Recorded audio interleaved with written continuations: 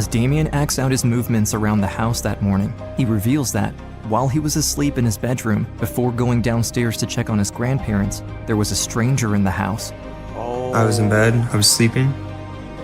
I heard the door click. And so I peeked because I didn't want to get caught being up. I figured it was grandma or grandpa coming in to talk to me or something. With one eye opened, to his horror, Dameon realized that it wasn't one of his grandparents walking into his bedroom. It was a dark figure, a stranger, dressed in a green jumpsuit, holding a shotgun. Oh my God. I was absolutely terrified. I was scared. This dark green mass of a man pointing a gun. I just closed my eyes and eventually... It's 2003. In the quiet rural town of Bradford, Ohio, 4-year-old Dameon lives with his great-grandparents, Jack and Linda Myers, and his mother, Amber, on their 40-acre farm. Amber was just a teen when she had Dameon in late 1998, so without hesitation, her grandparents Jack and Linda, still full of energy, opened their home to Amber and her new son.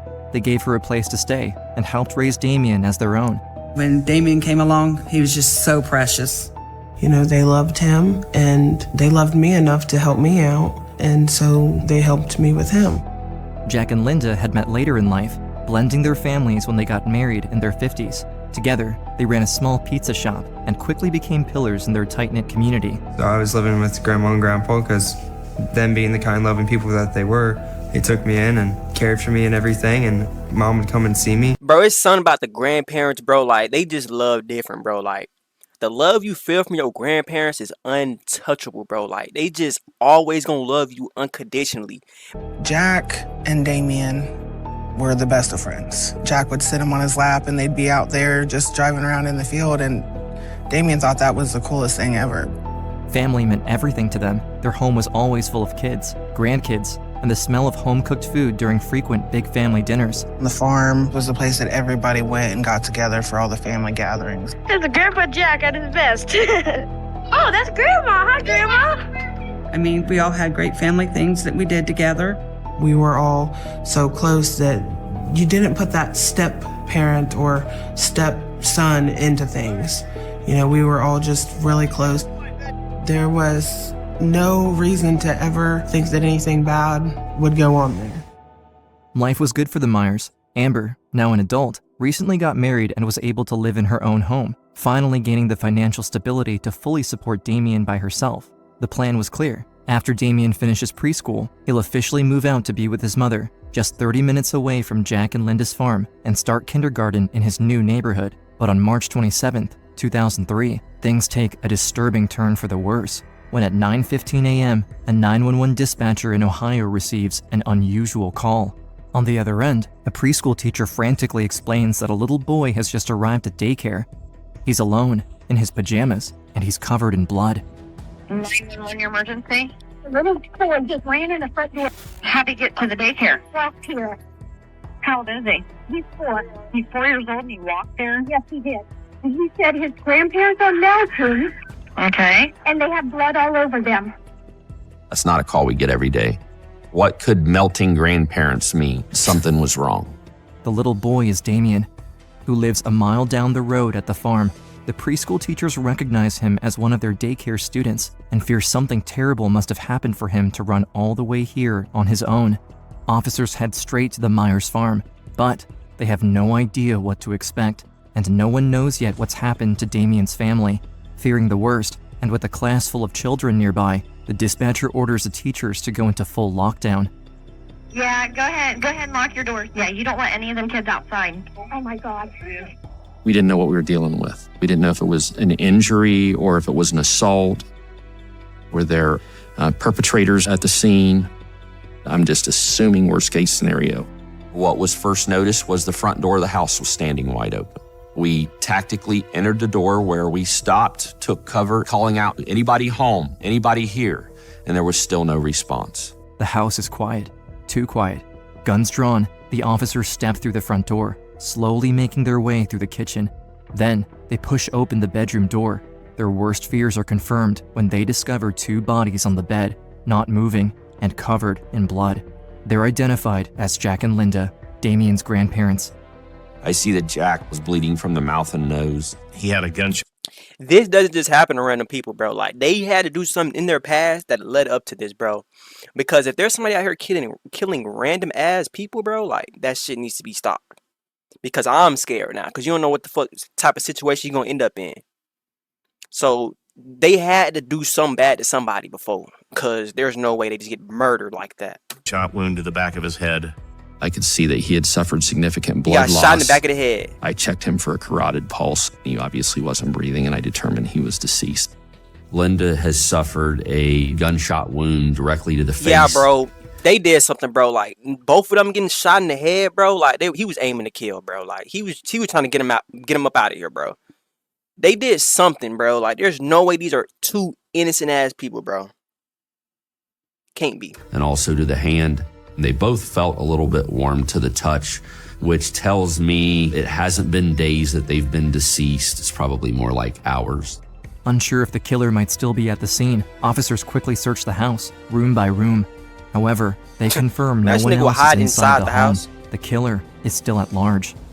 Back at the daycare, Dameon was placed under the care and supervision of police. His safety is the top priority. With no killer in custody and police just beginning their investigation, everyone is a suspect, even family. It's not safe to let Dameon out of their sight. Meanwhile, more officers arrive at Amber's house with the heartbreaking job of giving her the tragic news about what happened earlier in the day.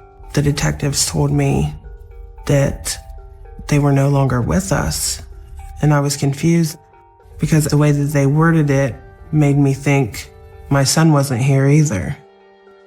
He was actually put in a protective custody status, and he was hidden from all of his family members. Not knowing where Dameon was or how hiding he your child was from your own feeling, mother is insane. There was nothing I could do. To comfort my son is the worst feeling in the world. As Dameon remains hidden from his surviving family for his own protection, news of the sudden murders reaches the town and the surrounding Dark County, leaving everyone shocked. Nothing like this has ever happened here, and the residents are on edge, wanting answers. The bodies of Jack Myers and his wife Linda were found murdered in this farmhouse near Gettysburg, both shot to death, execution style. It's already made the news, and the people in the community think some monster's out there that has snuck into people's house and gonna kill them. It seems like the only person who might know what actually happened. I ain't gonna count running my shit, boy. Yo, I gonna get hit with faux nick, boy. I'm trying to tell you, boy. Do not run in my spot, boy. That shit gonna turn out badly, son. Do not bring your ass up in my spot. Think you finna rob, shoot, do anything to any of my family, because I'm letting off faux nick as fast as possible on my mother. As a 4-year-old child, seemingly I don't even the got a gun, only though. witness. I need to get a but gun. before sharing Dameon's side of the story, details from the crime scene and investigators are important to analyze. Initially considered a burglary gone wrong, this theory is quickly debunked after an initial review of the farm. We found money around the house. We found purses, credit cards, checkbooks.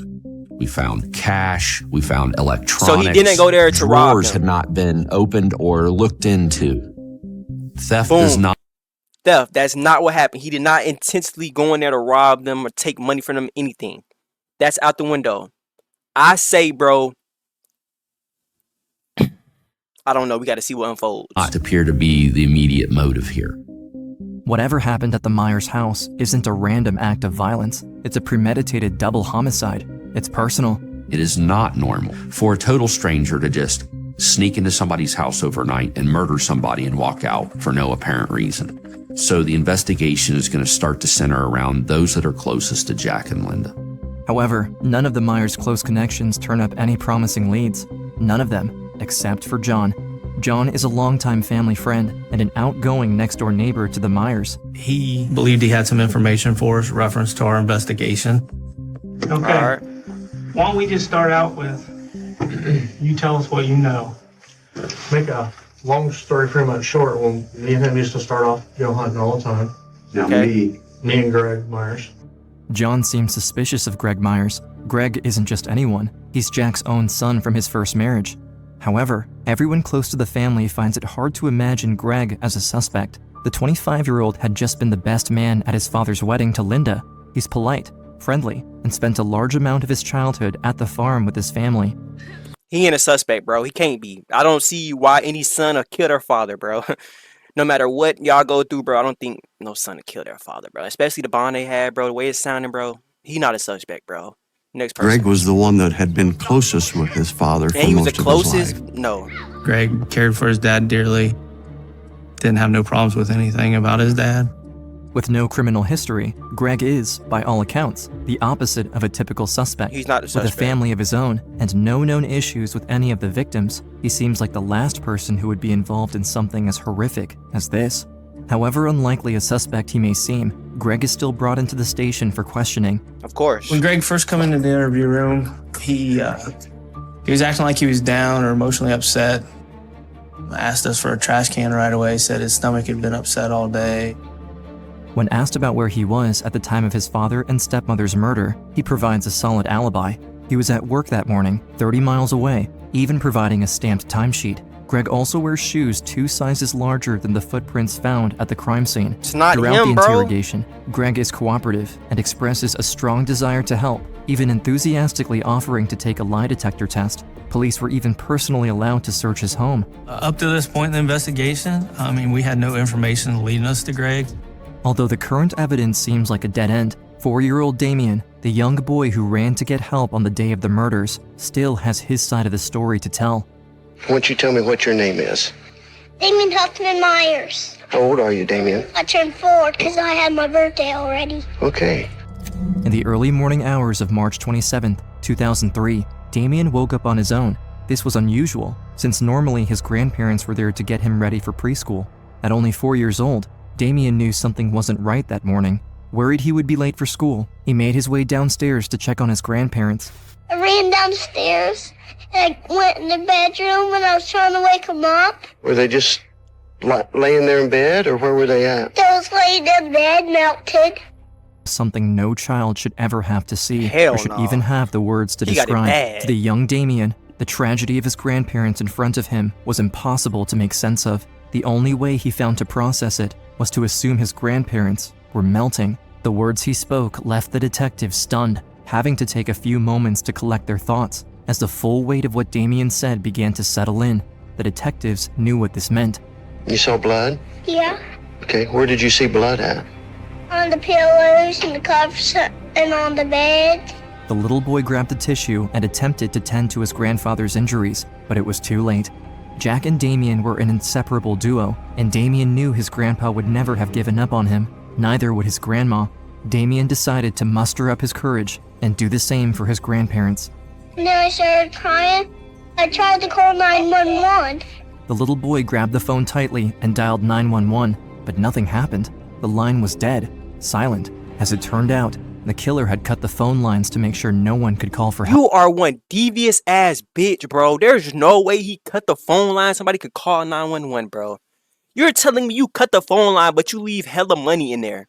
Nigga, you could have took the money at least. What the fuck? Dumbass killer, bro. This nigga finna get caught too, bro. Dameon looked around the room, trying to find another solution to help his family. Remembering his daycare wasn't too far from the farm, he immediately headed out the front door and started to run. Over a mile down the road to his daycare, the one place he believed he could find help. I didn't know what he started. Ran here. You ran? As fast as I could. With Dameon's recounting of the story, there's an inconsistency in his retelling versus the evidence at the farm. In reality, blood was also found in Dameon's bedroom. Either the 4-year-old is misremembering the events of that morning, or there's more to the truth that he hasn't yet revealed. They come up with a different approach to go through everything again, using a bit of— Don't tell me the 4-year-old is the one who killed his grandparents, bro. That's not how this story's gonna turn out, bro. That's not how this shit's gonna turn out. I don't even know why the fuck I just thought about that, but that's not. Okay, let me just not. ingenuity. They craft the layout of the farmhouse with a model home and dolls, hoping the props will help Dameon open up further. They had little puppets of me and Grandma and Oh, this is Grandpa. him now. Okay. I showed them what I did and what had happened. As Dameon acts out his movements around the house that morning, he reveals that, while he was asleep in his bedroom before going downstairs to check on his grandparents, there was a stranger in the house. I was in bed, I was sleeping. I heard the door click. And so I peeked because I didn't want to get caught being up. I figured it was Grandma or Grandpa coming in to talk to me or something. With one eye opened, to his horror, Dameon realized that it wasn't one of his grandparents walking into his bedroom. It was a dark figure, a stranger, dressed in a green jumpsuit, holding a shotgun. Oh my God. I was absolutely terrified. I was scared. This dark green mass of a man pointing a gun. I just closed my eyes and eventually I opened my eyes to peek. And he was gone. This 4-year-old had come pretty much face to face with somebody that had just killed his grandparents. As it turns out, just 5 miles away from the house, in the Stillwater River, cops recover a 12-gauge shotgun, with the serial number sanded off to prevent police from finding the owner. However, it's very similar to the weapon described in Dameon's testimony. The forensic examiner was able to restore the serial number. Detectives review a local newspaper You where fucking people rude. buy and sell firearms. There, they find an older listing for a shotgun that matches the exact model of the weapon recovered from the river and listed on March 25th, exactly 2 days before Dameon survives the murders. With this lead, detectives are able to trace the ad to the gun's original owner. Went to the person's house who sold the Winchester shotgun. I said, "Do you remember who you sold it to?" His wife brings us a piece of notebook paper where she had wrote down the name Greg Myers. The name shocks the investigators.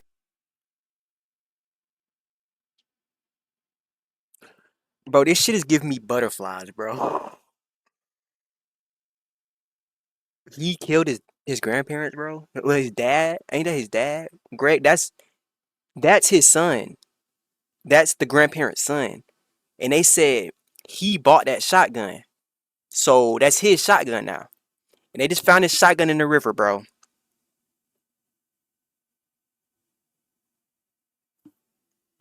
Since the beginning, Greg seemed like the most unlikely suspect as a close family member to Dameon himself and to the victims. Detectives dig into Greg's past, looking for any signs of motive, and they uncover something concerning. Greg had been struggling at work, and his finances were in serious trouble. We discovered that Greg was in financially dire straits. His house had been foreclosed on. He'd stopped making payments because he knew he was going to lose his house.